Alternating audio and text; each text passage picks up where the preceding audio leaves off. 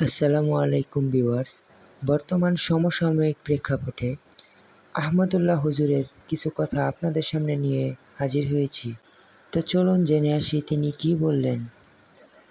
আহমদুল্লাহ হুজুর বলেন, নতুন বাংলাদেশ গড়ার স্বপ্ন নিয়ে অন্তর্বর্তীকালীন সরকারের যাত্রা শুরু হলো। আমি এই সরকারের সাফল্য কামনা করছি। সর্বপ্রকার জুলুম, অরাজকতা, চাঁদাবাজি এবং অপশাসনের অবসান হোক।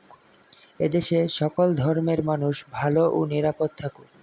নতুন সরকারের কথায় ও কাজে সংখ্যাগরিষ্ঠ মানুষের বিশ্বাস ও মূল্যবোধের প্রতিফলন ঘটুক, এই প্রত্যাশা তাদের প্রতি। আলহামদুলিল্লাহ। আলেমদের প্রতিনিধি হিসেবে মনোনীত হলেন সিনিয়র আলেম প্রিয় ডক্টর মোহাম্মদ আ.ফ.ম. খালেদ হোসেন। অভিনন্দন তাকে। মহান আল্লাহ তার কাজ সহজ করে দিন এবং তাকে সঠিক পথে পরিচালিত করুন।